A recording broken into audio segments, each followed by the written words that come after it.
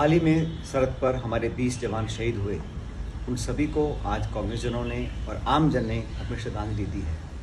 सवाल यह है कि 20 लोग जिन्होंने अपनी जान की परवाह करे बिना मातृभूमि की रक्षा करी, उन लोगों को निहत्था सरहद पर भेजा किसने? और चीनी सेना ने अगर हमारे वीर सैनिकों को मारा है तो उसका जवाब हम कब देंगे? आज जो स्थिति बनी हुई है, तनाव बना हुआ है, उसके लिए कौन जिम्मेदार है?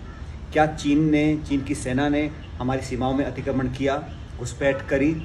प्रधानमंत्री जी ने कहा नहीं करी, लेकिन वास्तविकता ये है कि काफ़ी हद तक चीनी सेना हमारी सरहद में घुस चुकी है।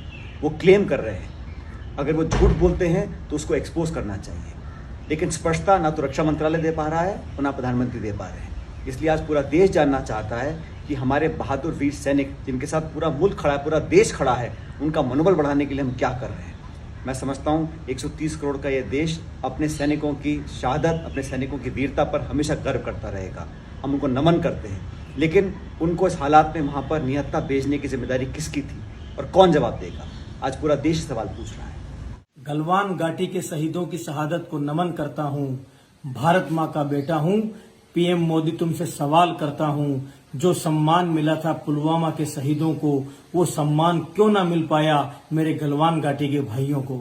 मोदी जी, मैं आपसे सवाल करना चाहता हूँ कि जो सम्मान पुलवामा के शहीदों को मिला, वो सम्मान गलवान घाटी के हमारे शहीद भाइयों को क्यों ना मिल पाया, जिन्होंने अपने हाथों में शस्त्र न होने के बाद भी चाइना की फौज के सामने अपने घुटने नहीं टेके, जिन्होंने अपने प्राण त्याग दिए लेकिन मां भारती का मस्तक नीचे नहीं होने दिया।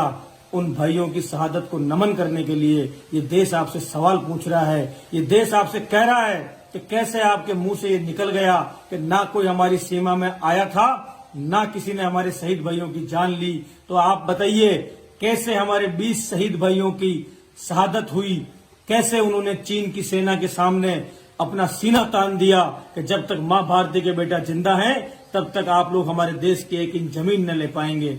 मैं आपसे कहना चाहता हूं, आपने वादा किया था कि इस देश की तरफ किसी को आंख उठाकर देखने नहीं दूंगा।